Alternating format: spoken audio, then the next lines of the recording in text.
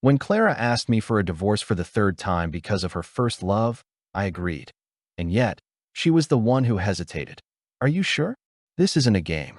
She frowned, demanding confirmation that I gazed at her familiar face and gave a smile of pure relief. I'm sure. Let's do it. Clara stared at my signature on the divorce papers, silent for a long time. You're positive you've thought this through? Her voice was low, her eyes a mix of complex emotions. This isn't a joke. Don't sign it and then change your mind. I don't have the energy to play these games with you. Ever since we got married, she'd rarely smiled at me, her expression always a stoic mask. It made sense. I was the one who had clung to this marriage, refusing to let go. Of course she resented me. How could she ever look at me with kindness? I calmly slipped the ring from my finger, placed it on the coffee table, and smiled at her. I've thought it through. Let's do it. Hearing my answer, Clara's brow furrowed even deeper. Leo, I'm asking you one last time. Are you absolutely sure? Her expression was cold.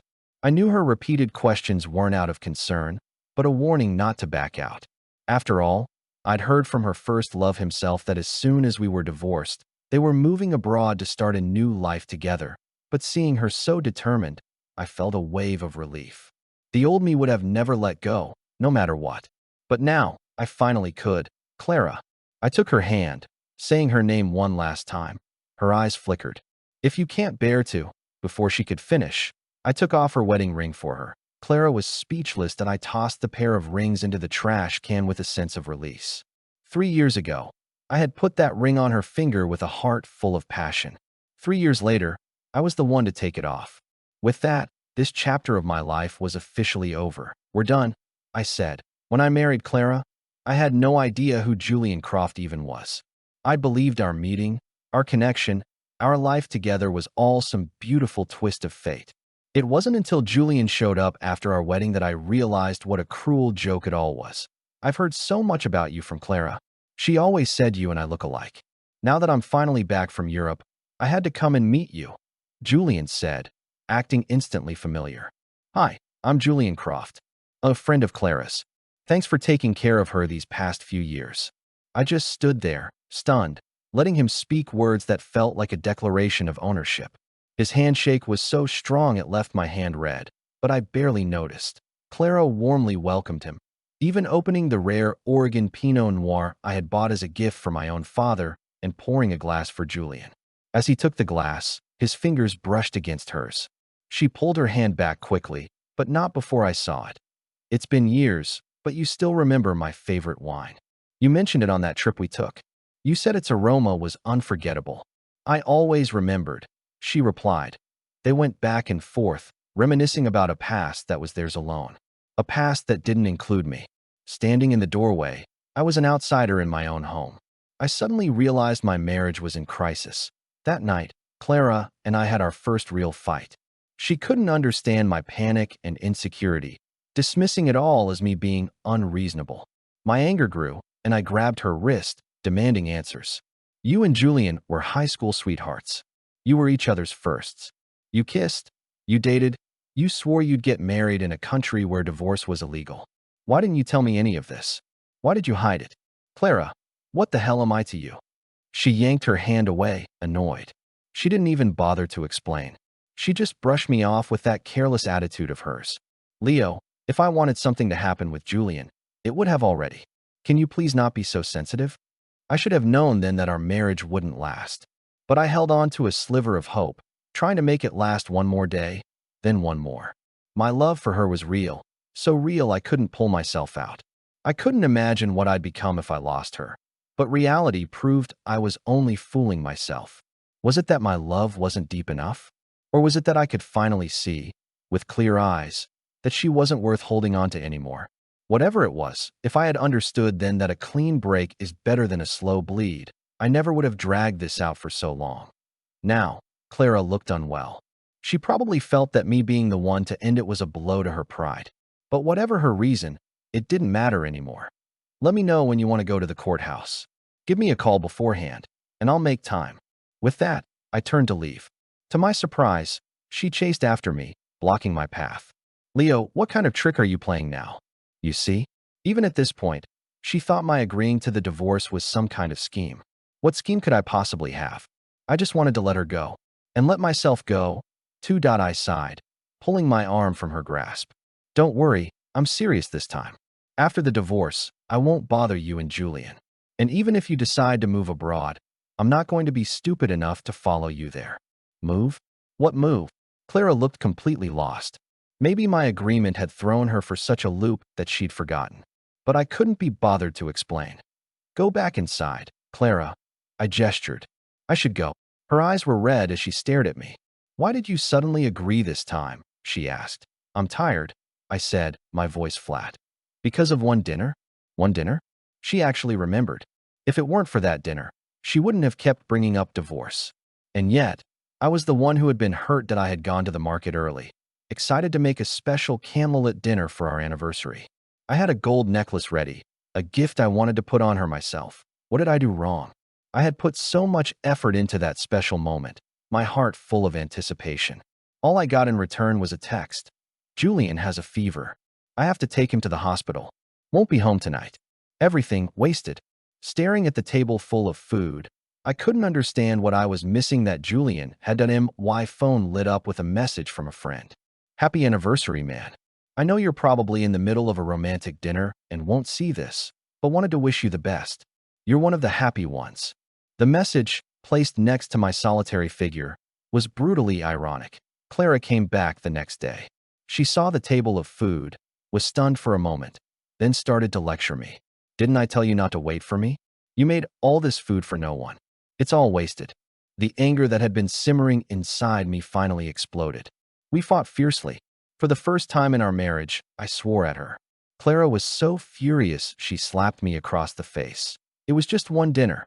Do you have to be like this? I don't see what there is to be so angry about. Your jealousy has to have some limits. I didn't want to hear any more. You just want to get back with Julian, don't you? So why pretend? Leo, have you lost your mind? She screamed back at me that we both fell silent. I closed my mouth, planning to resolve this properly once we had both calmed down. But in that moment, she suddenly said, yes, I do want to get back with him. Are you happy now? Julian is better looking than you, richer than you, more cultured than you, and more generous. And he's the only one I've ever loved. Are you satisfied? Only someone who knows you can cut you so deeply. I felt like I was on an execution block, every word from her a blade slicing away at my flesh. There's no point to this, she said, exhausted from her tirade. Her voice was hoarse as she looked at me coldly. If one dinner can cause all this, I'm just too tired. Let's just get a divorce. In the end, she blamed it all on that one dinner. But she didn't understand. It was never about just one dinner. From then on, Clara presented me with divorce papers twice. Each time, she handed them over with a mocking tone. Leo, the fact that we've come to this is all your fault. We're not right for each other. Maybe getting together was a mistake from the start. If I had known you were the kind of person to throw a fit over a single meal, I never would have married you. It was as if everything traced back to that one dinner. And now, she was bringing it up again. Because of one dinner, she asked again when I didn't respond, as if she wouldn't stop until she had an answer. But what did it matter? Even if I told her all my reasons, she wouldn't listen. She never had a place for me in her heart. For us, whether it was because of that dinner or not was irrelevant. But maybe, when you're parting ways, you need an excuse to pin the blame on the other person. Yes, I said, following her lead with a smile. Because of one dinner. Clara stood frozen. I didn't know what she wanted to say. I just saw her lips move slightly, but no words came out. We stared at each other for a long time. Finally, she spoke. You should stay. This house was always yours. Then she started packing her things. I'll go stay with Julian. We'll go to the courthouse tomorrow to file the papers. Hearing her say that, I felt a weight lift. I had been worried that hearing her mention Julian would still make me jealous, still twist my gut. But thankfully, I felt nothing. Okay, what time tomorrow? I asked her. Clara's packing came to an abrupt halt. She froze for a few seconds, then slammed her suitcase on the floor as if venting her frustration. She looked at me, her eyes questioning, accusing. Her gaze held a storm of complex emotions, all masked by a thin layer of indifference. I couldn't quite decipher it. 8 in the morning, she replied, her eyes locked on me, never moving. 8 a.m. The courthouse would have just opened. That's how eager she was to be rid of me. I let out a bitter laugh inside. Not because I would miss her, but because it wasn't worth it. None of my past efforts were worth it. The 3 years I'd spent clinging to this, torturing myself, none of it was worth it. Okay. See you at the courthouse tomorrow. I nodded. Do you have anything else to pack? Should I call Julian to come pick you up? Leo, Clara started, then stopped. She bit her lip. The reason we got to this point is all my fault. I cut in. She shook her head in surprise. No, I was going to say, you already said all that 3 years ago. I interrupted, laughing at myself. I never responded. But since we're about to be divorced, I'd like to defend myself a little. I smiled, completely at ease, as if I were talking about someone else's messy love life, making a casual joke, and my voice was calm when I spoke. It's not my fault, Clara. You were the one who let go of my hand first. And now, I'm letting go too. I hope we never see each other again after this. Julian came to pick Clara up. I was the one who called him. Clara didn't even know. Before she left, she kept saying goodbye to me. Leo, I'm leaving now. I won't see you out. Then I'm really going? I'm go. The third time she started, I was getting impatient. I stood in the doorway. Just go already. She lowered her head, looking dejected. Julian, ever the gentleman, helped her load her luggage into the car. She walked away, looking back with every step. I simply closed the door. In the instant before it shut, I saw Clara look over, her eyes full of reluctance, and I turned away as if I hadn't seen a thing. That night, I slept more soundly than I had in years. My mind was calm. A great weight had finally been lifted from my heart. I could finally breathe. The next morning, I dressed in my best suit to honor a promise that was 3 years overdue. Clara walked into the courthouse with Julian by her side. I was alone, but I didn't feel lonely. In fact, I felt refreshed. I was starting a new life. There weren't many people there that early, and Clara and I finished the paperwork quickly. As we were leaving, we walked out of the building one after the other. Clara was completely silent. Julian was fussing over her, but she acted as if she couldn't hear him that I was planning to grab a bite to eat nearby when I saw a woman walking straight towards me. She had a great figure and was smiling at me. My mind blanked for a second as a familiar image surfaced from my memory. She stopped in front of me, took off her sunglasses, and glanced at Clara behind me with a disdainful laugh. Then she said to me, "Couldn't make it to your wedding, but I made it to your divorce. Leo, congratulations on the divorce. Lunch is on me." Maya's appearance was a complete surprise. It had been a long time since we'd seen each other. The last time, I think, was my wedding day. I still remembered it clearly. The night before the wedding, my friend Ben called to tell me Maya was at our favorite hot pot restaurant, completely drunk. I asked why, and Ben just sighed and handed the phone to her. Maya took it, her voice thick with alcohol. "Leo, congratulations on getting married. Why are you drinking so much?" I asked, concerned. "Will you even be able to get up in time to be my best woman tomorrow?" There was a short silence on the other end. Then Maya mumbled, "You're getting married, so I'm happy. I'm drinking because I'm happy. Can't I be happy?" Her voice sounded strange, muffled, like she had a cold. I sighed. "You can't drink like this, even if you're happy. It's bad for you. Seeing you happy makes me happy." I was about to say more, but Ben got back on the phone and said Maya had passed out. He told me not to worry, that he'd already called her brother. The next day, Maya showed up at my wedding as if nothing had happened. She was energetic, smiling, like the drunken mess from the night before had been a dream. She greeted the guests warmly and helped manage every detail of the ceremony, making sure everything ran smoothly. She was flawless. Even Clara couldn't help but remark, "Maya is so dedicated, you'd think it was her own wedding." Ben, standing nearby, just shook his head with a meaningful look. "Oh, she's dedicated, all right. But dedicated doesn't always mean happy." I didn't understand what he meant. I was about to ask when Maya ran over, deftly changing the subject, asking me about wedding details one moment and telling me not to be nervous the next. She looked at me and, with the most sincere voice, wished me a lifetime of happiness. After the ceremony, before I had even changed out of my tuxedo, Maya rushed off to the airport to go abroad. Her brother explained she was pursuing further studies. I called her, but she didn't pick up. Figuring she hadn't seen it, I sent a text. "Why did you leave in such a hurry? We were all hoping to get together." She replied late that night, "We'll have a chance to get together in the future." Time flew by. Maya stayed abroad. Ben was busy with work and dealing with his family's pressure to have a second kid, and I, needless to say, was emotionally and physically exhausted by my own relationship drama. The promise we'd made to get together went unfulfilled for 3 whole years. Seeing her again, I was a bit dazed. What's wrong? It's only been 3 years. You haven't forgotten me, have you? Maya poked me in the chest with her finger, feigning anger. That would be seriously uncool. I finally snapped out of it. When did you get back? Why didn't you tell me? Ben and I would have picked you up from the airport. Maya seemed satisfied with my response, even joking. If you don't mind the trouble, I could take a cab back to the airport right now, and you could come pick me up again. Her words made me laugh. By the way, what are you doing here? I asked. I had only mentioned the divorce to Ben. I told you, it's a coincidence, Maya said, flipping her hair stylishly. Guess we're just fated. Clara watched Maya warily. She didn't say anything, but I could clearly see the hostility in her eyes. Julian's phone rang, and he walked a short distance away to answer it, leaving Clara to stare daggers at us. So how long are you back for this time? I asked Maya. We should get Ben and have a proper get-together. You don't have to tell me. I've already arranged it, Maya said, pulling me away from Clara and over to her side. I told Ben we're having hot pot at his place tonight.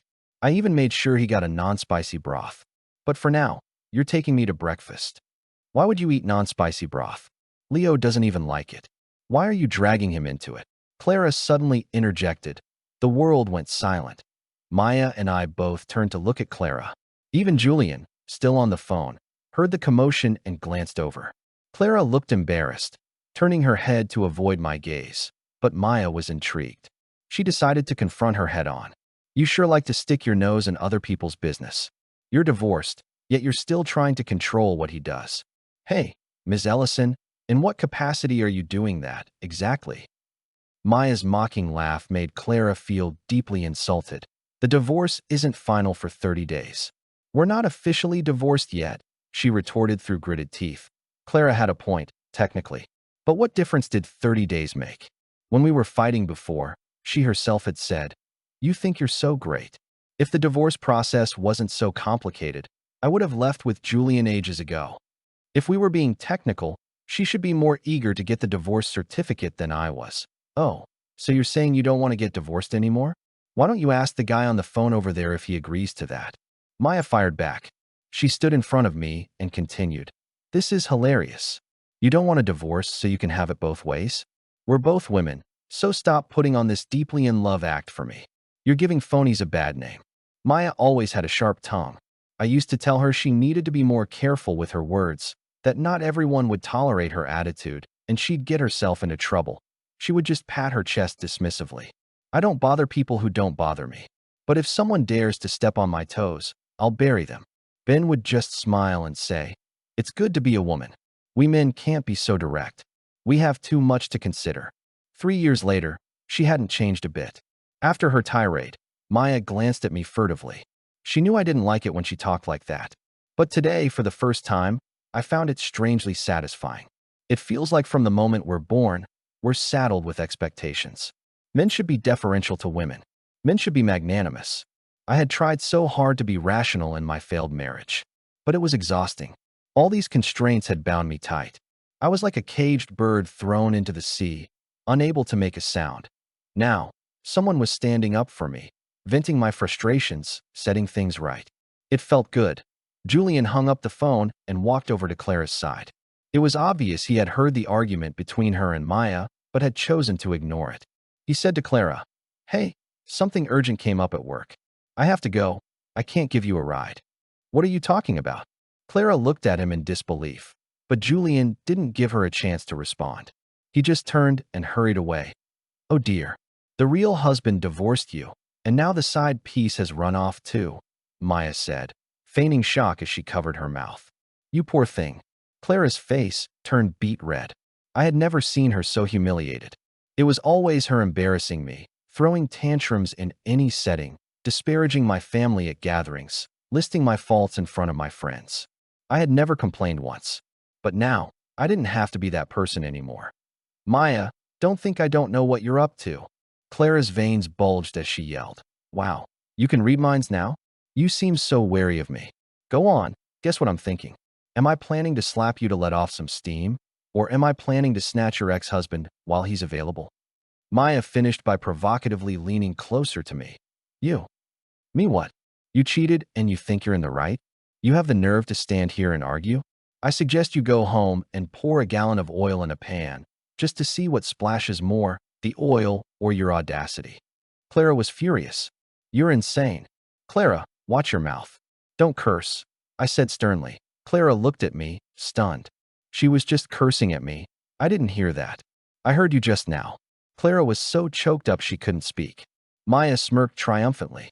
She leaned against my shoulder and rolled her eyes at Clara. Asked for it, didn't you? Serves you right. When they were both tired of arguing, I said I was taking Maya to eat and led her away. Before we left, Maya turned back to warn Clara. Leo is a good guy. He thinks he can just endure things and they'll pass. But I'm not like him. Clara, you'd better leave him alone from now on, or you'll have me to deal with. Clara looked at me, unwilling to give up, as if hoping I'd say something on her behalf, but I didn't. She stood at the courthouse entrance, watching our car drive away. When she finally left, she was alone, just like I was when I arrived. That night, Maya and I went to Ben's house for hot pot as planned. Ben's wife greeted us warmly at the door, and Maya had brought gifts for everyone. Ben placed a piece of well-cooked tripe in my bowl, joking, "Here, your favorite. This time you can't say I stole it from you." Maya blinked. Leo likes his food milder now, right? Ben looked like he'd heard the funniest thing in the world. Maya, what are you talking about? We used to go for hot pot all the time. Leo even cooks his meat in the non-spicy broth. You forgot he gets an upset stomach if he eats anything too greasy. But Clara was going on about how Leo hates non-spicy broth, acting like she knew him so well, Maya said, scratching her head. I really thought his tastes had changed. You have no idea how unsure I felt arguing with her this morning. After Maya spoke, the table fell silent. Ben coughed twice, signaling Maya to stop. He glanced at me, then silently added 2 more slices of beef to my bowl. I knew what he was doing. Clara loved spicy food. She always complained that my taste was too bland, so much so that if a dish wasn't spicy enough, she wouldn't touch it and would throw it all out. After we got married, I changed all my eating habits to eat spicy food with her. Maybe I'd been eating it for so long that she forgot I had only changed for her. I didn't actually like spicy food. In fact, I was slightly allergic to chili peppers, but she didn't know any of that. She never cared enough to notice. After a few rounds of drinks, Maya was completely drunk. Ben and I tried to stop her from drinking more, but she just waved her hand and said with a laugh, "I'm so happy you're divorced. I'm drinking and I'm so happy. Seeing you this happy makes me happy too."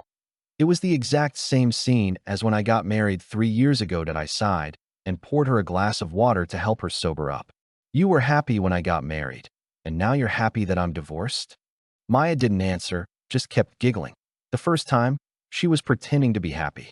This time, she's genuinely happy, Ben's wife suddenly said. She cleared the trash from the table and continued.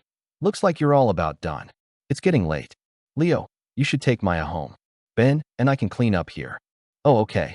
I stood up to help Maya, and Ben came over to help too, but his wife slapped his hand away. Maya has Leo to take care of her. What are you getting involved for? Come help me with the dishes. Ben rubbed his hands together. Well, I'll just walk them out. His wife pushed him back towards the kitchen.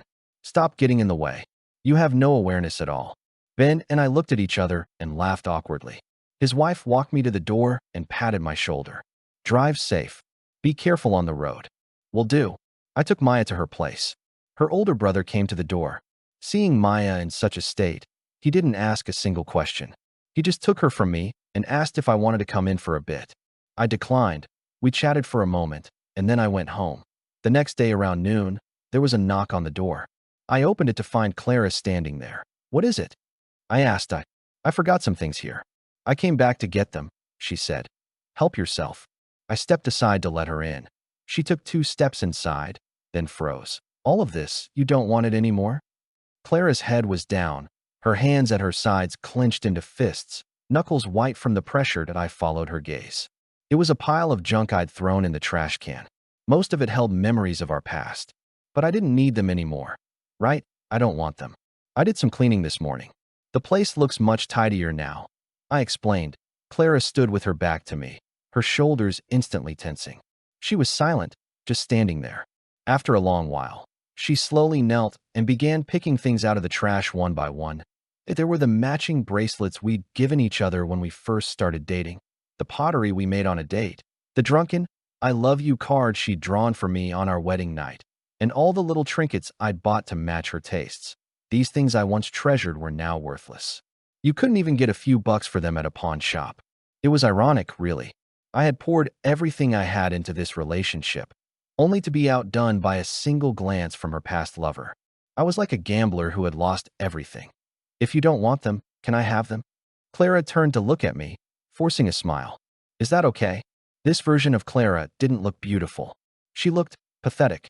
Maybe she realized how forced the smile was, because she gave up the pretense and went back to sorting through the junk she'd just rescued from the trash.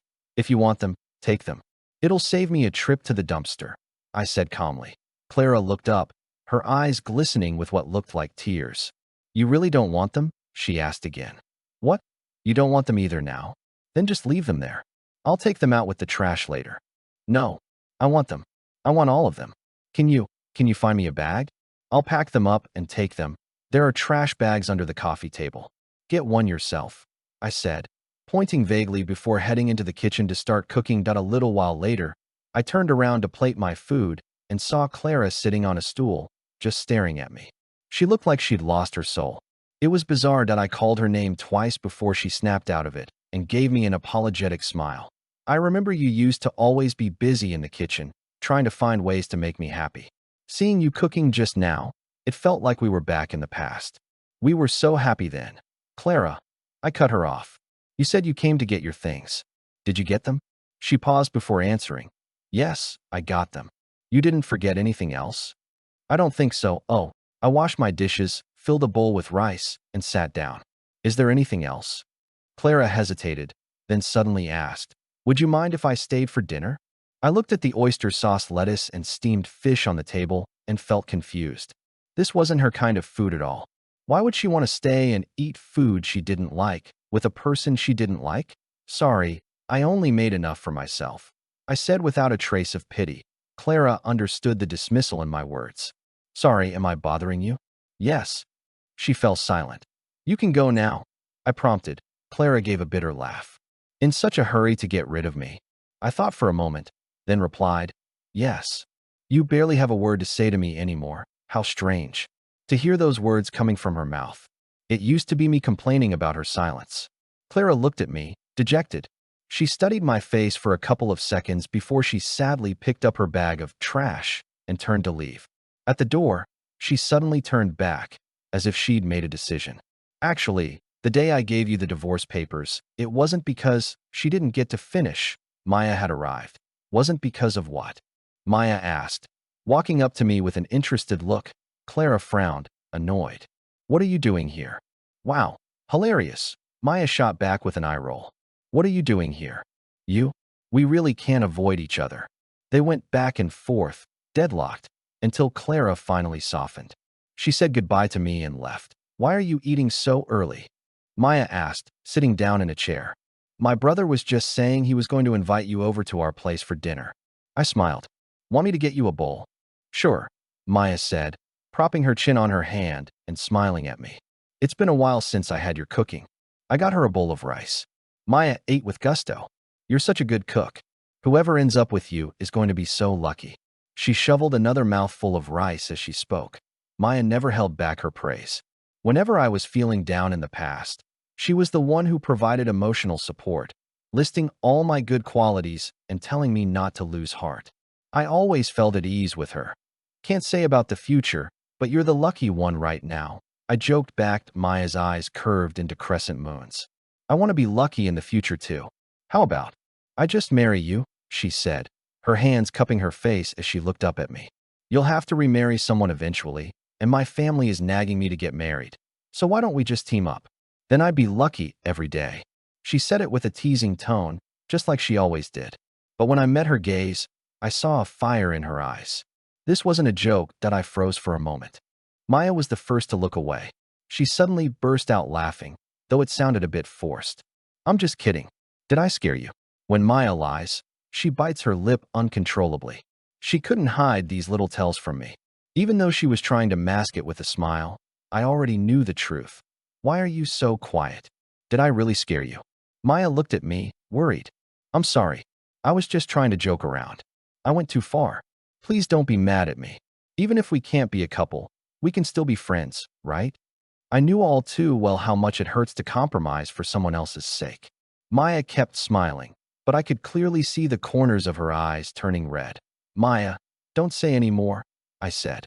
I wanted to reach out and pat her head to comfort her, but I stopped myself halfway, realizing it might be inappropriate. I pulled my hand back. Let's talk about your years abroad. Tell me something that makes you happy. Maya stared at me for a long moment before nodding. Okay. I talked with her for a long time.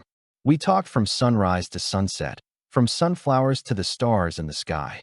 We were full of energy, not tired at all. After I sent Maya home, I sat on the sofa, thinking about what she'd said during dinner. But I couldn't give her an answer. I didn't know how to interact with her anymore. Maya was a wonderful girl, but I couldn't just jump from one failed relationship straight into another. That night, I tossed and turned, unable to sleep. For the next few days, maybe because Maya also didn't know how to handle the new awkwardness between us, she avoided the topic completely, and I tacitly went along with it. We acted as if that conversation had never happened, maintaining our friendship through an unspoken agreement. Until the 30-day waiting period was over, and Clara and I went to the courthouse to get the final divorce decree. Don't you have anything you want to say to me? Clara asked before we walked inside. She looked at me with hopeful eyes. Leo, if you just say, Clara. I stopped her before she could continue. Let's get this over with quickly. I have plans to get dinner with Ben and Maya later. Maya again.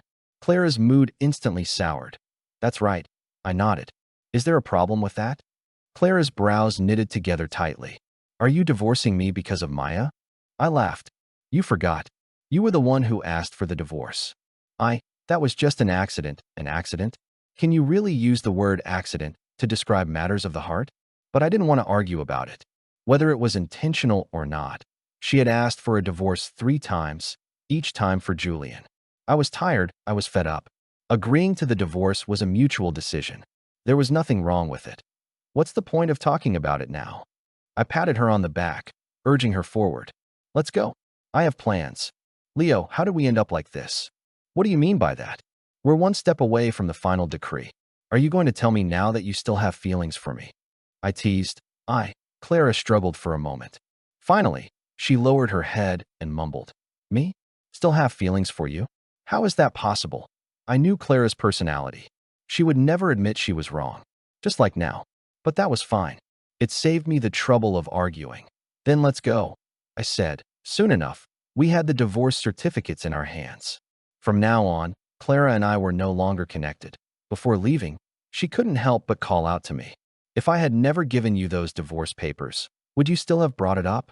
Yes, I answered without hesitation. Clara paused, then asked, and what if Julian and I had never met again? We both knew that Julian's reappearance was the direct cause of our divorce. But we also knew that even if it hadn't been Julian, it would have been some other version of him. Once a relationship is cracked, it can never be perfectly repaired. That I didn't answer her question. Not because I was avoiding it, but because I didn't see the point. More words would be useless. After parting ways with Clara, I went to our usual spot to meet Ben and Maya. As it turned out, Ben had been called into work for an emergency, leaving only Maya there. Seeing me rush over, she gave me an awkward smile. Ben's not here. If it's not convenient, we could reschedule. Maya had become cautious, her movements hesitant, all her initial boldness gone. I realized then that we couldn't just pretend that conversation had never happened. I had to face the issue head on. No need. Sit down. Just the two of us is fine too, I said, sitting across from her and wiping down her utensils. Maya looked uncomfortable. Maya, I said, There's something I want to discuss with you. Go ahead. I hesitated, thinking about how to phrase it delicately. After a moment, I said, Am I the type of guy you like? Uffed. Maya sprayed a mouthful of water. Everyone in the restaurant turned to look. She blushed as she wiped down her wet clothes and the table. Are you half asleep? Why would you ask such a ridiculous question? I scratched my head. Sorry, maybe I phrased that wrong. Maya looked at me suspiciously, leaning closer. Then what did you want to ask? You like me, don't you? Tick-tock. The second hand made a full circle. Maya pulled out her phone and called Ben. Emergency. I think something's wrong with Leo's brain. What? Ben sounded confused on the other end. I calmly took the phone from her. It's nothing. You just focus on your work. Then I hung up. Maya had no choice but to meet my gaze. When did you figure it out? She asked. A while ago. When you joked about wanting to marry me. I replied. But I said I was just kidding, didn't I? She pressed. You bite your lip when you lie. I pointed out. Maya was silent for 2 seconds. So now that you're calling me out, does this mean we can't even be friends anymore? She lowered her head, a bitter smile touching her lips. I knew I shouldn't have made that joke. At least we could have stayed friends. Now look, we can't even do that. She said her truest feelings in the guise of a joke. For some reason, seeing her like this, my heart clenched. I sighed deeply. Stop overthinking. Maya looked up, surprised. You? I didn't want to clear the air with you, but I never thought about cutting you off. After that happened, you seem to be intentionally keeping your distance from me. Our relationship isn't as close as it used to be, and I feel a little. I paused, searching for the right word. A little lonely. You're not chattering away like you used to, and I'm not used to it. Maya, you're a great girl, but I just got out of a failed relationship. It's okay, Maya said, her voice full of excitement. I can wait. Her eyes seemed to sparkle. I suddenly wondered, when did Maya start liking me? If only it had been before I met Clara. But then I thought, even if we start now, it's probably not too late. Once we broke through that thin barrier between us, our relationship returned to its old, easygoing state. A few days later, Clara suddenly called me. She told me she and Julian were about to fly abroad and asked if I could meet her one last time. I refused, just once, as a final goodbye. There's no need. You just have to open the door. I'm right outside your apartment. Clara kept knocking, the sound grating on my nerves until I finally opened the door. You finally agreed to see me, she said. You've seen me. You can go now. I turned to close the door, but she blocked it with her body. Wait, what is it you want? I asked, annoyed. Clara paused, then pressed a cufflink into my hand. Keep it. As a memento. I used to love collecting cufflinks, but Clara was never interested. To her, it was a meaningless waste of money. Once, a friend brought me a very special cufflink from a trip. I treasured it, keeping it safe in its box. But that day, as fate would have it, Clara had gone out with Julian on what she called a business matter, and she got caught in a sudden downpour. She came home soaked and miserable, saw the cufflink box on my desk, and flew into a rage. She blamed me for caring more about my cufflink than noticing it was raining and coming to pick her up. If you love these cufflinks so much, why don't you just marry them instead of me? In her anger, she grabbed the box, ran downstairs, and threw it away. Thinking back on it now, it's truly Genka. Looking at this new cufflink, identical to the one she'd thrown out, I couldn't help but laugh. Where did you get this? I asked a friend to buy it from abroad. I handed the cufflink back to her. Sorry, I don't like cufflinks anymore. You should keep it. Clara's eyes, which had been full of anticipation, instantly fell. She looked panicked. You don't like it? I can buy you another one, anything you want. I shook my head. You don't have to go to the trouble. I don't need any mementos. Clara stood there, stunned. She looked at me, completely baffled, muttering to herself, but why? You used to love them so much. You said it yourself, used to. I don't like them now. She clenched her fists, trying to calm herself, a bitter smile on her lips. Is it the cufflink you don't like, or me? Clara stared straight into my eyes, the corners of hers slightly red. Her gaze was a mix of defiance and helplessness. Even her voice, usually so cold and proud, was hoarse now. Both. I told her. She still wouldn't give up. I'm about to leave for another country with Julian. Aren't you going to ask me to stay? If you just tell me not to go, I'll stay. Clara, we lived together for 3 years. You should know my personality by now. She completely broke down, tilting her head and looking at me in disbelief. Her voice was raspy. You. She pounded her chest, the words stuck in her throat. I've heard that people can lose their voice in moments of extreme pain, but I just couldn't connect the word pain with Clara. She leaned against the doorframe, laughing foolishly. As she laughed, tears started streaming down her face. She stood dazed for a moment, then covered her heart with her hand and said with a bitter smile, "All this time, I thought I loved Julian. I thought what I had for you was just dependency. Even when I first got with you, it was because you looked a little like him. It wasn't until after we divorced that I realized the person I love isn't Julian. It's you. I know I'm a terrible person. I can't help it. Clara, you're too emotional right now. You should stop talking. I'll call Julian to come get you. You can go back with him," I said. I had no idea how to deal with a woman's tearful confession. It was torture for me. "No." Clara slapped my hand away and snatched my phone. "Leo, if I had confessed sooner, if I had admitted I was wrong sooner, would things be different?" "No. I've already given you my answer." I couldn't lie to myself, I told her. "Clara, maybe it's because I never gave you a clear answer about our relationship that you're still confused. So I'll tell you now, there's no chance for us. I don't love you anymore. The best ending for us is to forget each other. You go live your life with Julian abroad, and I'll start my new life. You think I haven't tried to forget you?" Clara suddenly screamed. Her lips trembled. She opened her arms, shaking her head. "I can't. I wanted to make everyone happy. I didn't want to dream about you every night and then come running to you like a crazy person, but I just can't do it. I came here to clear the air with you, thinking maybe, just maybe, you still had a tiny bit of feeling left for me. Maybe you still loved me. Leo, I already messed up once. I don't want to mess up a second time." Just then, my phone rang, startling us both. Clara glanced at the caller ID and hung up without a second thought. But just a few seconds later, Maya stepped out of the elevator and onto my floor. She froze when she saw Clara. Then, she walked over quickly and linked her arm through mine naturally. "Why are you bothering Leo again?" Seeing me and Maya so close, Clara actually managed to smile. "You two are together? What's it to you?" Maya shot back. Clara looked at me with despair in her eyes. "Yesterday, Julian asked me to go abroad with him. I said no. I came to see you, just to see you one last time. Now I have. But maybe it would have been better if I hadn't." Her voice was strangely calm, as if she were talking about something that had nothing to do with her.